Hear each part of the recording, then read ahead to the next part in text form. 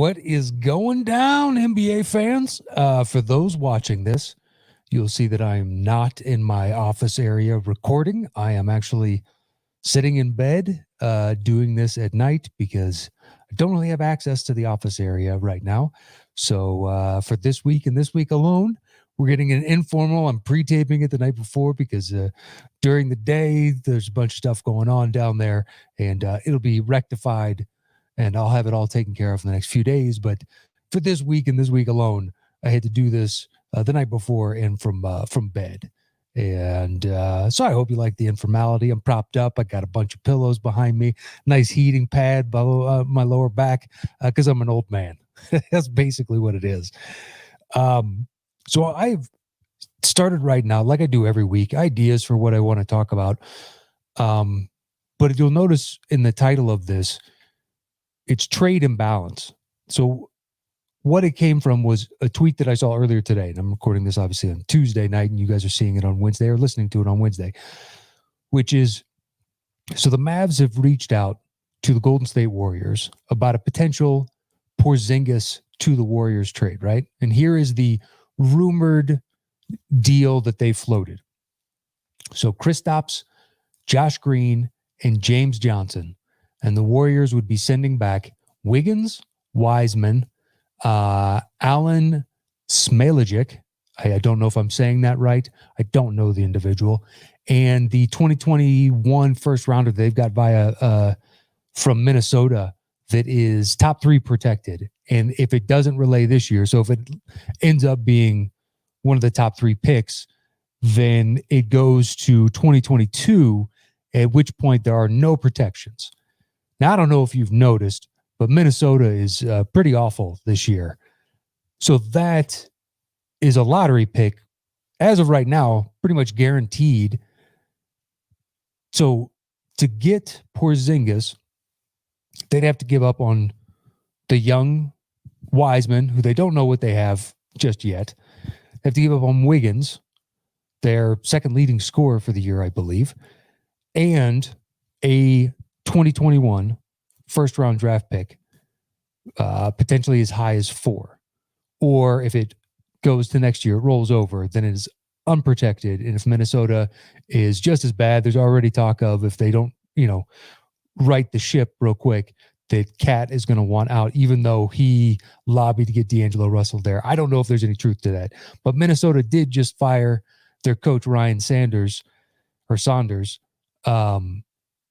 And they went out and immediately hired Toronto's assistant coach, a gentleman by the name of Chris Finch, who I've heard offhand just because he's been an assistant coach now for a decade. The last time he was a head coach was in the G League. So it's been a minute since he's been a head coach, and they instantly hired him. They asked for permission to talk to him right after they fired Saunders, and they hired him. And obviously they've been talking about this internally, because you don't make a decision that quickly as to who's going to replace. Normally you slap an interim tag on one of the assistant coaches and then figure it out. And apparently they had their sights set on Chris Finch for quite a while. So that Minnesota pick is valuable.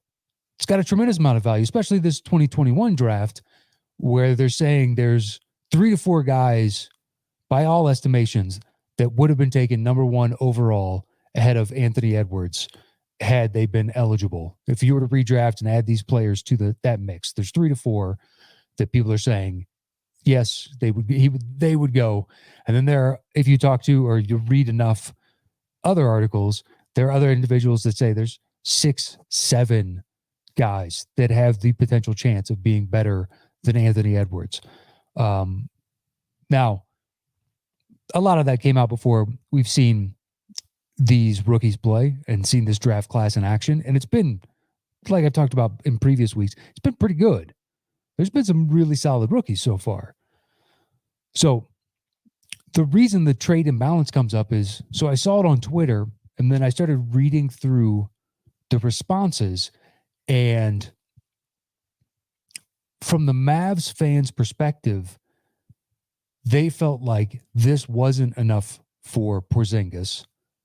I saw numerous people and numerous Mavs fans getting upset that basically Golden State would scoff at this. How dare you? Porzingis is a hell of an asset. And then on the flip side, Golden State fans saying, I wouldn't trade you Wiggins straight up, let alone Wiggins, Wiseman, and a first. And Alan Smailagic. I'm not sure, once again, how to say the gentleman's name, and I apologize for that. Now, on the face of it, I agree with the Warriors fans. If I were them, I don't know that I would say I wouldn't trade Wiggins straight up for him. But that being said, there's an axiom, I think it's Van Gundy that I heard say it first, which is the best ability is availability. And there becomes Kristaps' biggest problem, because it fuels the misconception by Mavs fans as to his value, and also the perception of Golden State fans as to why would we do this. So if you look at it over the course of his years with the Knicks and now with the Mavs, I went through and I tallied up. I believe I got the numbers right. I could be wrong, but so with the Knicks, he missed a total of 31% of his games that he played. He missed 80 of 246 potential games. So far with 2 seasons, and saying this season thus far, he's missed 31 of 105 games. So that's 29% of games. Now, on paper, Porzingis is the better player.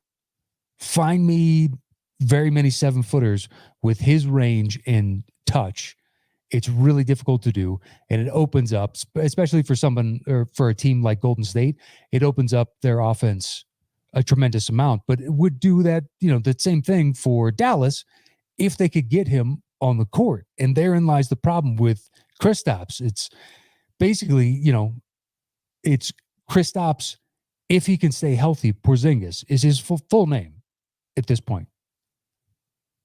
Now, when you do a side-by-side comparison and you go through the stats, in all actuality, almost every metric favors Wiggins. The most glaring difference between the two of them is free throw percentage, especially this season. But, this season's tallies, Wiggins is shooting a little bit better from 3. He's shooting the same overall from the floor, but it's 2 percentage points better from 3. Now, Kristaps is averaging 3.5 more points than Wiggins per game, but he's only played, 17 of the Mavs' 30 games so far, and Wiggins has played, the discrepancy between games played between the two, Wiggins has scored more points, ergo he's been more valuable to his team as a whole. I mean, if you go through year by year, because they're the same age, 25, although Wiggins has a longer career run within the league. A, he's played more games, and B, came in at a younger age. I believe he came in at 19, and Porzingis was 20 or 21. Wiggins has finished ahead of him in total points. But 3 seasons ago, he was top 25 in scoring. But every year, to put it in perspective, Wiggins has played 1 more game than CJ McCollum. He's played 17 games to CJ McCollum's 13. And McCollum has scored 1 fewer point. Just to give you a perspective on, yes, it's 20 and a half, but when you're missing that many games and you're paying him, on average $34 to $35 million a year, you're just cleaving off. Like, there's $10 million in production that you're not getting, if you want to look at it like that. Then you couple together the Wiseman. You don't really know what you have with Wiseman yet.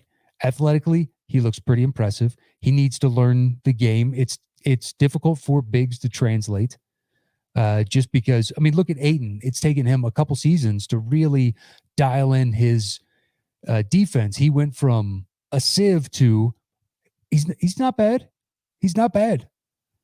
You have to get your footwork up. You have to learn on pick and roll what exactly are you going to go under the pick or over the top of? You need to learn the tendencies of the other players, but it's also asking more of the bigs in today's game, that you have to go out, flash out to protect against a three, and then run back into the lane if your ability to switch back with your teammate. And that's a lot for a big, because by and large, leading up to the NBA, it's been traditionally what it was in the NBA up until the past like 10 to 15 years. You just need to sit down and patrol the paint type of area, and we'll handle the rest. And that just doesn't exist anymore now with guys like Porzingis, who's a big, who can shoot. But once again, Porzingis is not going to give you that many games. So I understand what the Mavs are saying, or the Mavs fans, of like, this isn't even fair. Porzingis is worth so much more. But if he is going to miss a third of the games, which if you look at his track record, I think the most games he's played in any season is 72 of an 82-game season, which is not bad, especially for a big man. But then after that, that's the anomaly. Everything else has been, he misses huge swaths of games. And Wiggins is very consistent. He's played 82 games more than once. He's got one season of 81 games. So that kind of consistency, the fact that you know that you can rely on that individual, there's also differences between the individuals. I mean, Wiggins has the ability to also create better than Porzingis can. Porzingis needs others to create for him, and Wiggins can run in and have the defense collapse down on him a little bit and kick out, and it just creates more pressure as opposed to extending the defense out. Every once again, you see Porzingis drive into the lane, whatnot, but mostly it's kind of just like catch and shoot from a 7-footer, which isn't a bad thing if you could get the 72 games from him consistently. I mean, it's been one of the biggest knocks on Embiid is, yes, you are a dominating player, but it's hard to lump you into the MVP discussion if you're not going to play enough games in order to merit being in that genuine discussion. You need to be out there performing night in, night out to have any real true value to your team and to the wins that you guys accrue over the course of a season. It's like, look at the case of Kevin Durant. He's not in the MVP discussion right now just because, rightly, coming back from a severe Achilles injury, he's there, and also COVID problems and weird COVID rules. The NBA's, I don't know, it's a hit and miss with those sometimes. But he's not more than likely going to hit any kind of decent threshold in the number of games played to merit being in the discussion. So, once again, the best ability is availability. I really think if the Mavs want to get off of, because then you have to look at the contracts too. So not including this year, Porzingis is owed $101.5 over the next 3 years. And the last year is a $36 million player option, which, the way things are trending right now, I would bet everything that he goes ahead, opts into that player option. It's kind of like when Drummond did it for the Cavs. Big shocker, because I don't think anybody's out there willing to pay Drummond that type of money. I'm not sure if we have 3 more seasons after this one where Porzingis misses somewhere between, if historical averages hold out, 29 and 31% of those games, that anyone would remotely be willing to pay him $36 million. And then we'll see what happens with the cap.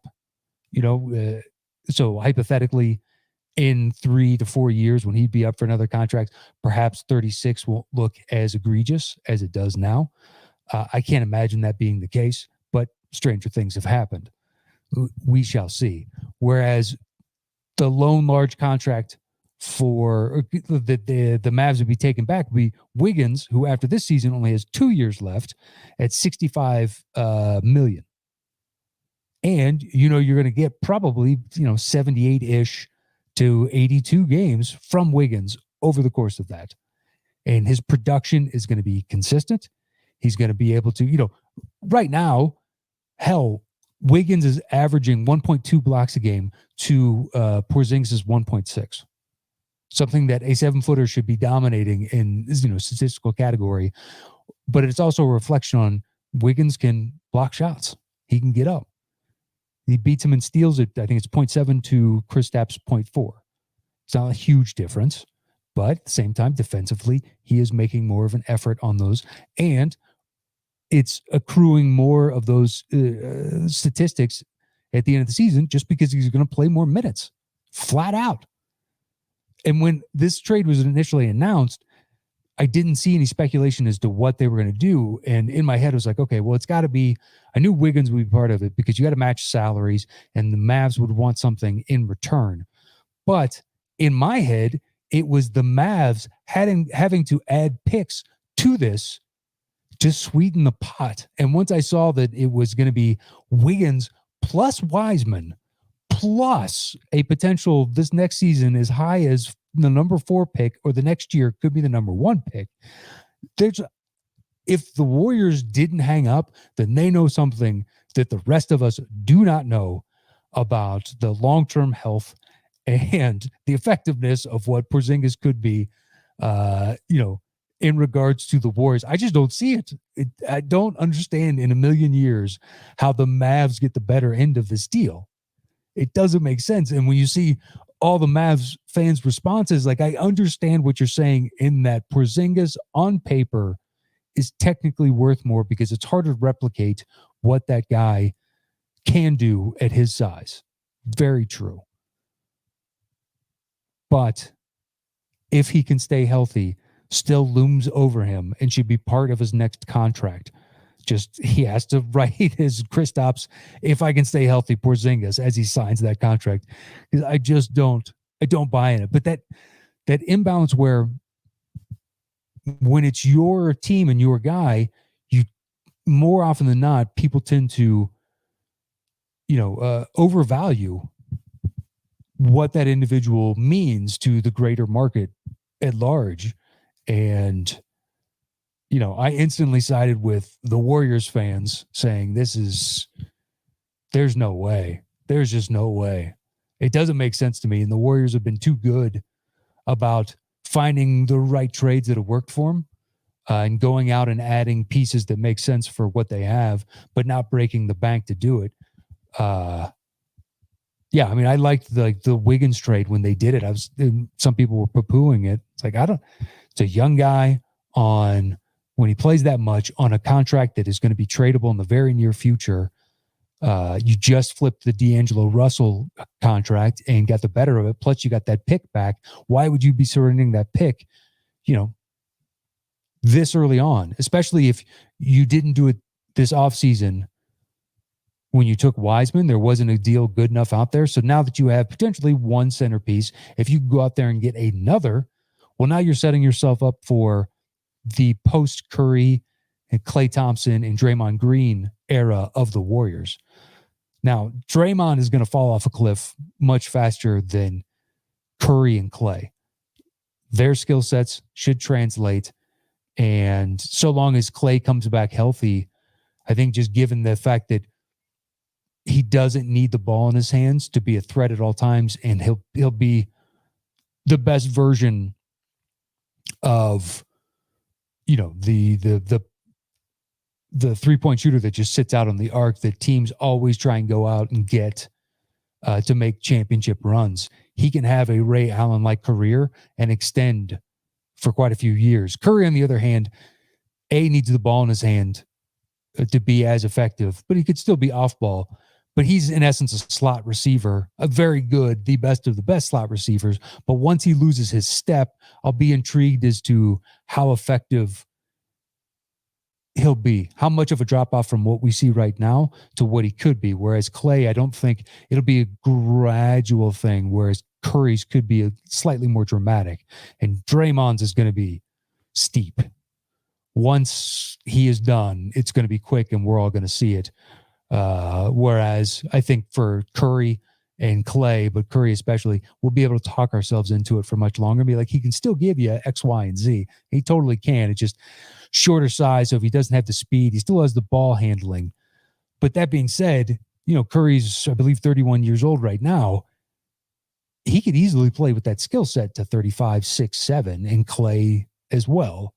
So if you go out and you hold on to that pick and you get somebody else that could be part of a core and fits really well with the team that you have, and also in the future, like it pairs well with Wiseman, and you're not duplicating skill sets there, and you're building for 6 years from now, 7 years from now, that to me is more valuable than getting a guy currently that A, you're not going to make a championship run this year, and B, really whether or not you're going to be in the mix next year comes down to how well Clay looks when he comes back. Thankfully, we now have an example in Kevin Durant that I'm not as worried for Clay, because Durant drives the lane more and takes more contact than Clay does.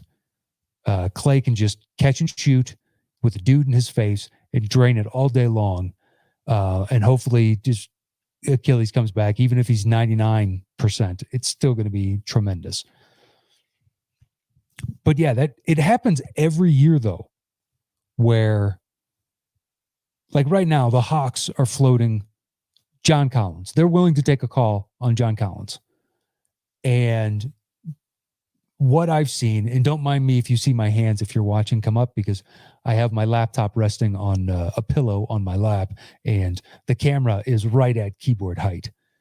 So John Collins, I believe, will be a restricted free agent at the end of the season. Now his stats are down. Yeah. So he'll be a restricted free agent at the end of the season.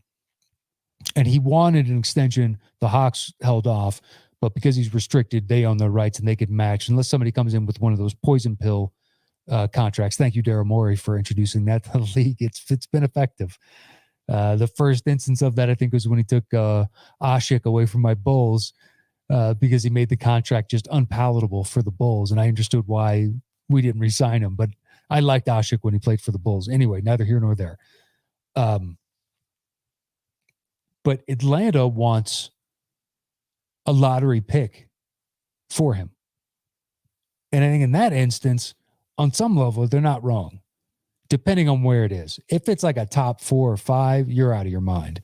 But if it's the number 8, 10 pick, yeah, I think that's equivalent.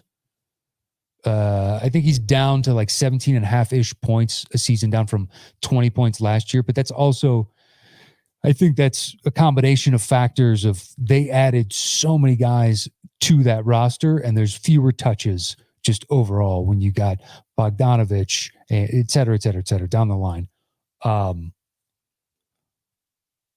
So Atlanta wants that first, and that to me is conceivably possible. But then there are others like Vucevic is being floated again.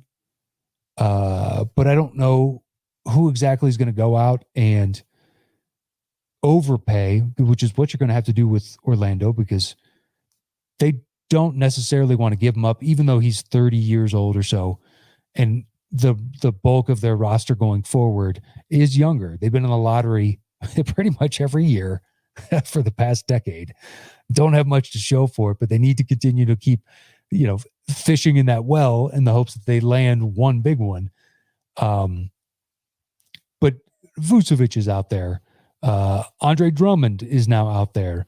Blake Griffin, if anybody wants him, is out there, but I think his price tag is too high. But each one of those teams, I think, has proper valuation on some level as to what they want in return for him, depending on the right suitor.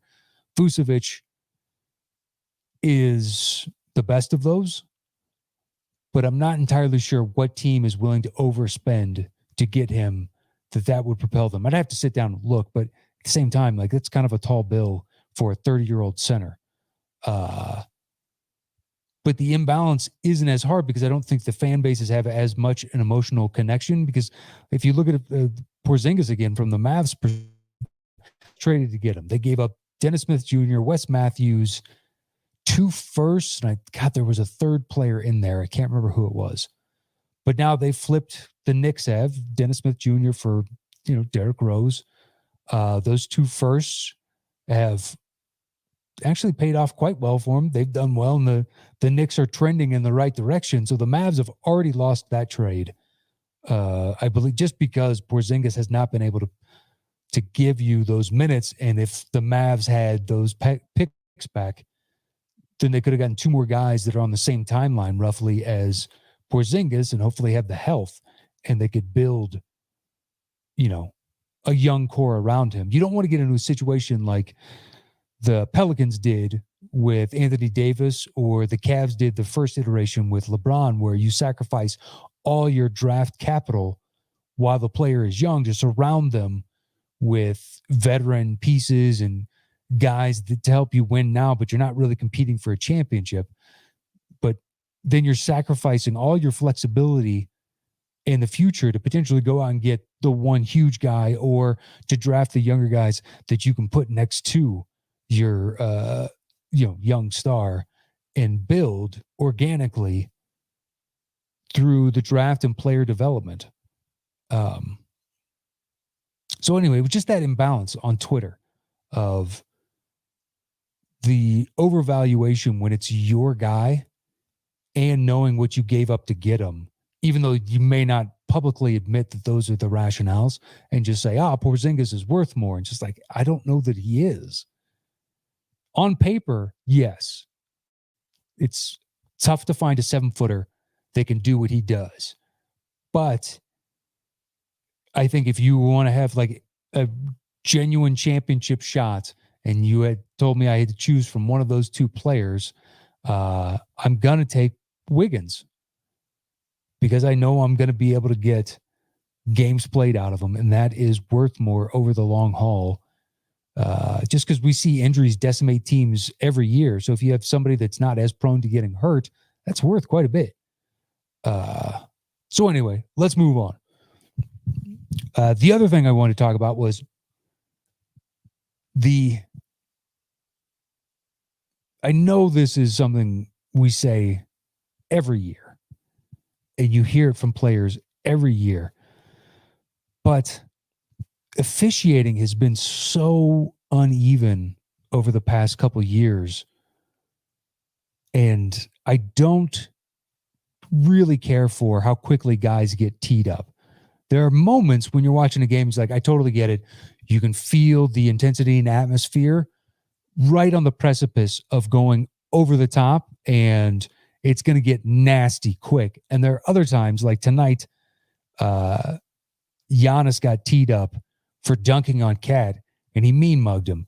But it wasn't like crazy disrespectful. It's, I dunked that in your face, like, just that felt amazing type of looking him down like you ain't shit. And he got teed up for it. A couple nights ago, DJ Redick, when he threw a ball back to a ref and he put English on it and kind of threw it around another teammate, and it landed near the ref's shins, and the ref had to kick it, I believe it was like left leg, and he instantly teed him up, and Redick turned to him and was like, I threw you the ball. Like, what did I do exactly?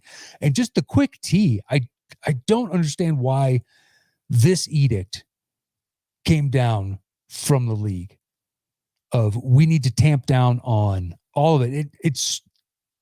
I don't want the NBA to turn into what the NFL was before they allowed guys to celebrate when something interesting and amazing happened, and turn it into the no fun league. The intensity and emotion that you have shouldn't be stymied, especially when there's no crowd. It's not like you're egging them on or making a bad situation worse type of thing. There's nobody there. I don't understand it in these instances. Like when you're watching it, it's not that example that I gave before where all tensions were high and you're trying to head the problem off at the pass before it becomes something very severe and you end up having like toss numerous people or something. It's just between that and the inconsistency in calls at times. The end of the Nets game the other night against the Clippers, how you call an offensive foul on Kawhi Leonard at the most pivotal moment in the game, when nanoseconds before James Harden is holding on to his arm. And if you're not going to call the defensive foul there, then sure as shit, you should not be calling the offensive foul. And I have no dog in that fight. I'm just watching the game because it's a hell of a matchup. And this hypothetically could be a finals matchup, especially the way the Nets have been playing as of late. I mean, the Nets on consecutive games beat every team in the Pacific Division. Every single one went right down the fucking Western coast and just, I mean, beat them all one after another. But that one against the Clippers, it's like, how in at the height of the game do you make that call if you let other calls go leading up to it? I don't understand in the slightest. And just the inconsistency overall.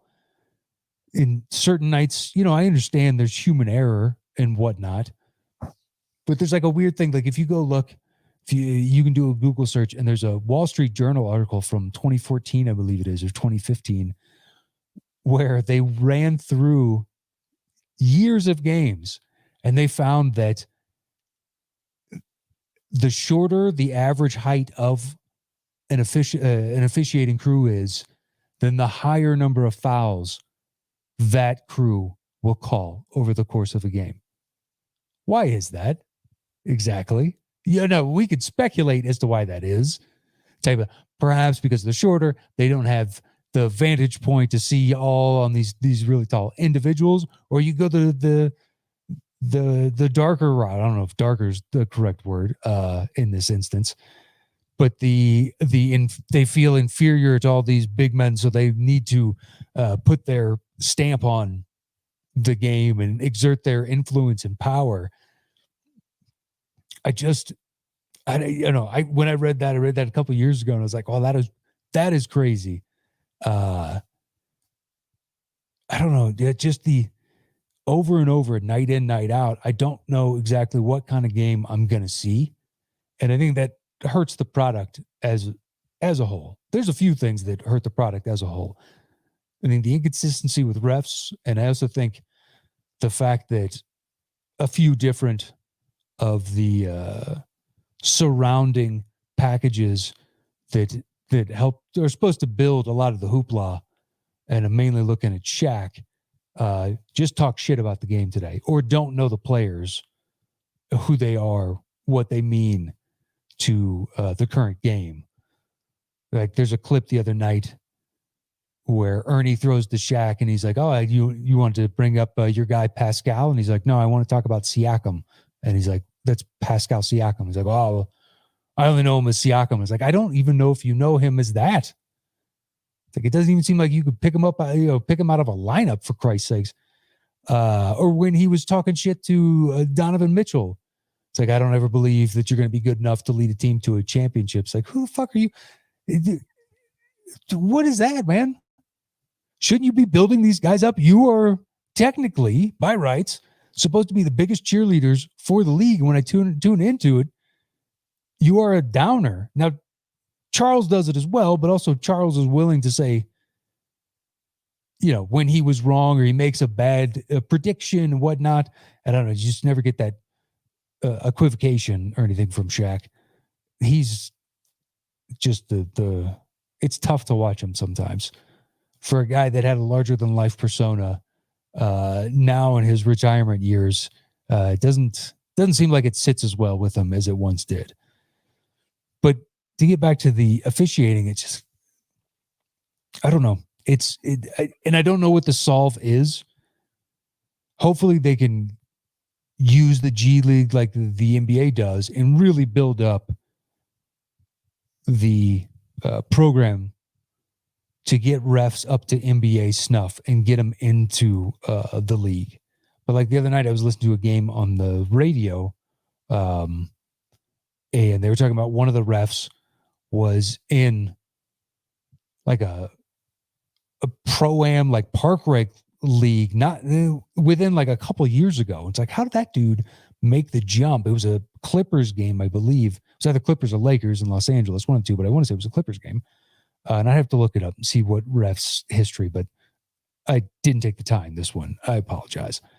It's like, how do you make the jump? Are you really that much better than all the others? Like, we couldn't go, there's no Euro League refs that we can go get, or other G League refs that they've built up through their course. Shouldn't they use that as a farm system? And basically just, it's a feeder as guys, and guys genderlessly, because now there's female refs in the league,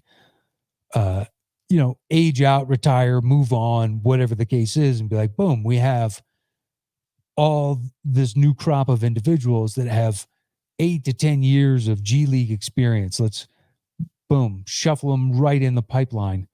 And now they know how to correctly officiate a game at the highest level. And there's a bunch of people that came from ranks in the college game and whatnot that aren't used to the pro game at a speed and a level that they're unaccustomed to. And I think it shows in just the variance night in, night out as to what is going to be called a foul and what is not.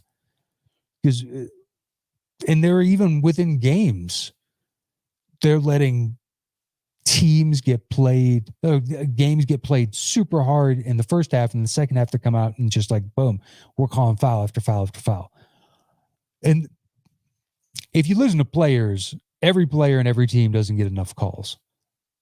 That's a song as old as the league, and a bunch of players sing it. Now, I do think certain individuals should by rights be getting more calls because they take more contact. But at the same time, you can't call everything. But it's been tough to watch at times. And I've had, people, because I whenever sports comes up or something, I'm more than happy to start talking about the NBA. And a lot of people that don't like watching the game have brought up that to me. It's just like, I don't know, man. There's a whistle all the time, and they're shooting free throws, and it's the stop and start of it, and it's not the flow, the back and forth kind of kinetic energy that it's sold as. I don't much care for that. And then couple them with, other things, players complaining, which I agree with, complaining about not getting foul calls. I think, honestly, that should be an instant T. Shut up. You're not going to get every call. Not to be old man, but I don't remember big stars doing this all the time when I fell in love with the NBA. I don't recall in the 80s and 90s watching games and seeing Larry Bird or Magic, Jordan, Patrick Ewing, just name the Dominique, name the individual. And I don't remember them every time they didn't get a call, turning to the ref, like give them a shitty look. I think that if you want to tee up instantly, yes, because they're trying to undermine your authority. But I also think that if the players complained less, then the refs might be less apt to tee dudes up too. It's like if there's a push and pull here somewhere, there's got to be a middle ground to where we can get a more consistent product overall and make it enjoyable for just a casual fan to come in and watch, as opposed to those tuning into this, watching me. You love the game. That's the only people that I know that watch this and listen to it enjoy it as much. Now, there are a few casuals that are trying to grow their love of the sport by, listening to the show, and God bless you. I hope it works. I was talking with somebody the other day that is a fan, and he was like, I only got into it because you talk about basketball so much, and he adopted a team and now is watching along and listens to this show to kind of get different perspective. And that's awesome, man. I hope it has that effect, and you guys listening out there are doing that in your lives, and we're out proselytizing for the NBA. But it's, make it an easier sell for all of us when we want to get people on board. It's like, oh, it's the best sport. It's so much fun to watch, as opposed to you turn on certain nights and it's a free throw fest. And it's like, why is this fun? It's why, it's why Trae Young has turned into one of my least favorite players to watch. It's like, dude, if you're just hunting for foul for free throws the whole night, then, and I'm not a Hawks fan, you know what I mean? I'm not saying I'm an anti-Hawks fan, but I'm a Bulls fan. So if Trae Young was on my team, I'd be fine with it. But the fact that he is not, if he's on any other team but mine, I find it annoying as shit. You are intentionally running around screens and then slowing down and jumping into the air to bait a foul. And yes, technically by rights, you are correct, but that's not basketball, man. And you damned well know it. It's annoying as shit to watch. Another old man stumping moment. But anyway, so the final thing I'm going to get to, and then I'm going to call it just because it's late, and then I still got to edit this and upload it and all that jazz, and you don't give a shit about that. So let's move on. All-star reserves were announced. Not many surprises. There were a couple. Already seen people up in arms as, other beat writers, pundits, whatnot. First one I saw was Howard Beck, and Howard Beck says it every year. It's fine. You want to complain about guys that made it. The real question is then who do you take off in place of? And on paper, every one of them is legitimate. So, okay, we'll start with the East. And the starters, you got Kyrie, Bradley Beal, Kevin Durant, Giannis, and Joel Embiid. I don't think Kyrie should be starter. And Bradley Beal, sure. We had this discussion on the show, and you guys all wanted Beal in there. So be it. Reserves are Harden, Jaylen Brown, Jason Tatum, Julius Randle, Vucevic, Ben Simmons, Zach LaVine. Now, 2 weeks ago when I did this and I said, I'm not going to vote for Zach, not that I have a vote, because it's turnovers, and the turnovers are killing our team. In that time, in between then and now, our defense has stepped up. We've stopped turning the ball over so egregiously, and we've had some really excellent games. And if that is indicative of what we can be, then yeah, I'm all for him being an all-star. I also don't want to see, I think it was 2 games or 3 games ago, he had a Kobe stat line where he took 28 or 29 shots. And it's like, dude, unless everybody is cold as shit and they're all just deferring to you at all times anyway, there is no need ever for you to shoot 28, 29 shots. There's too much talent on this team. This is not Kobe playing with Smush Parker and Chris Mim and Odom right before Odom kind of left the league. And it's like, this is not where you don't have the firepower around you.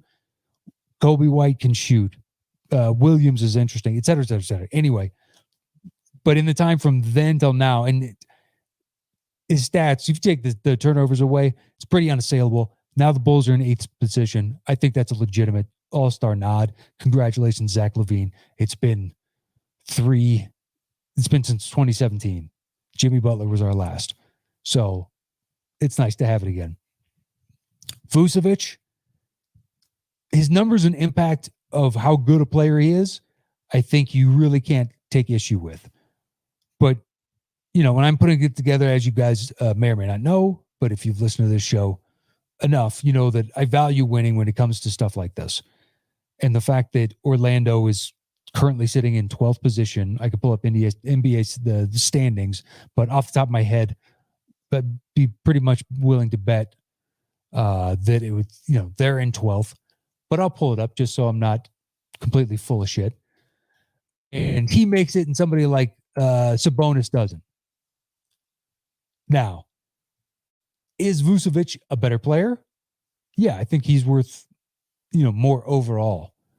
Orlando is currently sitting at 12th with a record of 13-19. Whereas the Pacers are 15-14. It's not a huge difference between them, but it's 3.5 games, and the Pacers don't have a single player. It's either Vucevic or Julius Randle. I think those are the two. But the Knicks are currently technically making the playoffs. They're at 7th position, but they're sub 5. So it's not like it's a dramatic difference. The Raptors not getting anybody, and the Celtics, who have been kind of floundering as of late, getting 2, but they have better star power as far as voters go. And but the Raptors could make a case that they should get 2. Or not 2, pardon me, that they should get 1. And maybe the Celtics should only get 1. Sure. But I think I think in the West, it's a bigger one in Zion. I think Zion is the one where it's like, oh, okay. Now the West, to go back over, the starters are Steph Curry, Luka Doncic, LeBron James, Kawhi Leonard, and Nikola Jokic.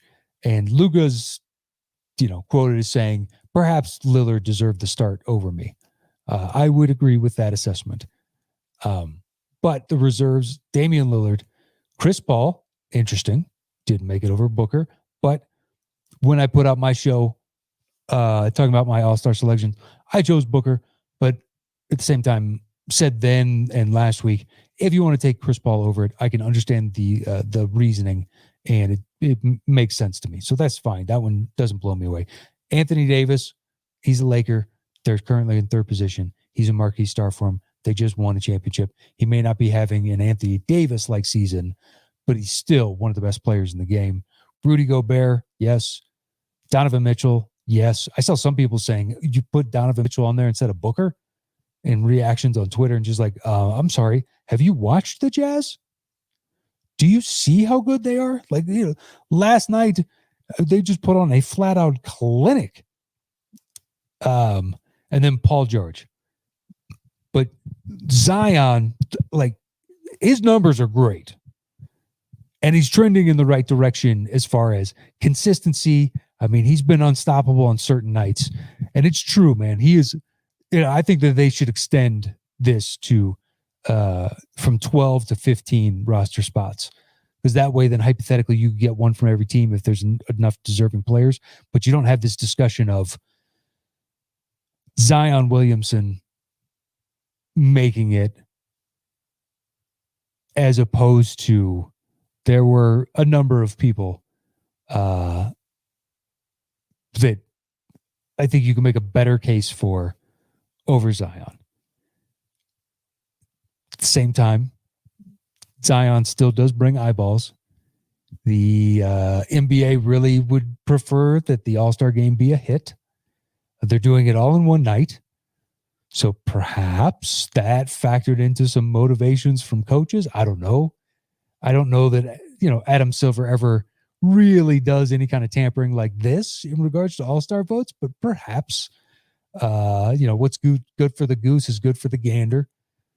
So maybe, but to see people up in arms, and it's like, it's the All-Star game. It's not the biggest deal in the world. I'm happy that a few players are making it. It's cool that Zion is making his first, and Julius Randle, after all these years, is making his first, and Zach LaVine is making his first.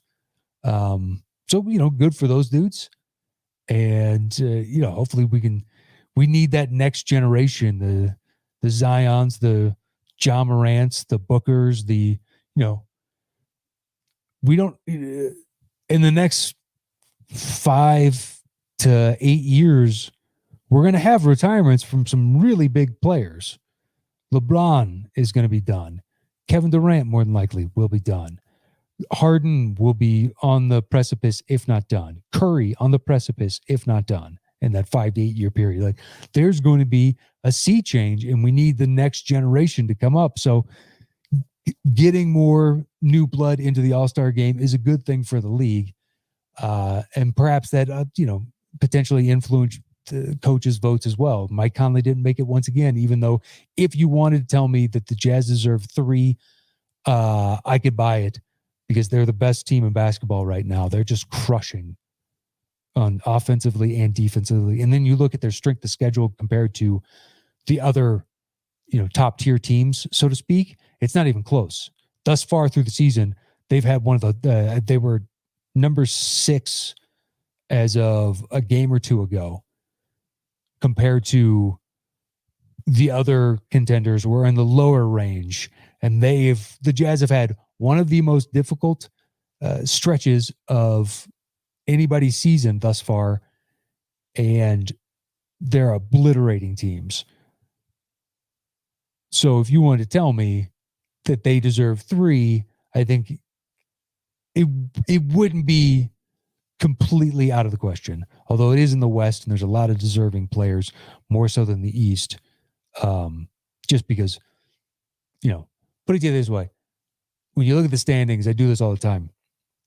The West, the 8th position is the Golden State Warriors at 17-15. They're in 8th position. So they still have to do the play-in game and all that nonsense. 17-15 would get you to 4th in the East by a game and a half to 2 games. It's pretty huge. Even 9 after that is Dallas, 15-15. 15-15 would get you currently 5th in the East. So it would be difficult to take 3 Jazz players, but at the same time, they have been really excellent thus far. All right, well, that is it for this week's Dropping Dimes. I hope you guys enjoyed the show. I'll go back to my regular noon live, and got some guests coming up. Although I've enjoyed these solos and interacting with people in the chat and bringing in random individuals that are just NBA diehards like myself through via the chat, and send a link to them and have them jump on. I did it during the All-Star Ballot show.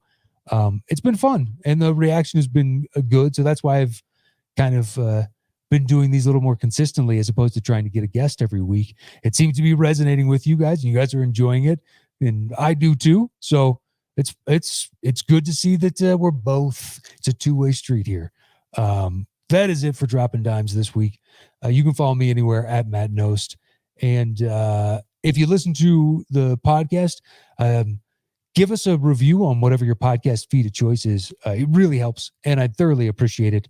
I don't know if all of them do it. I know Apple does, but it just helps within Apple's on the algorithm and search functionality, and it raises the profile of the show up to new and noteworthy. Or if you just searched NBA basketball and you have enough reviews, then you get up there in the mentions for NBA basketball, and it'd be great to be part of that mix. So with your help, potentially I could get there sometime in the very near future. And I will see you guys next week when we get back to our regular scheduled 12 p.m. Pacific time on Wednesday. Until then, stay safe out there and enjoy the rest of your week. Adios.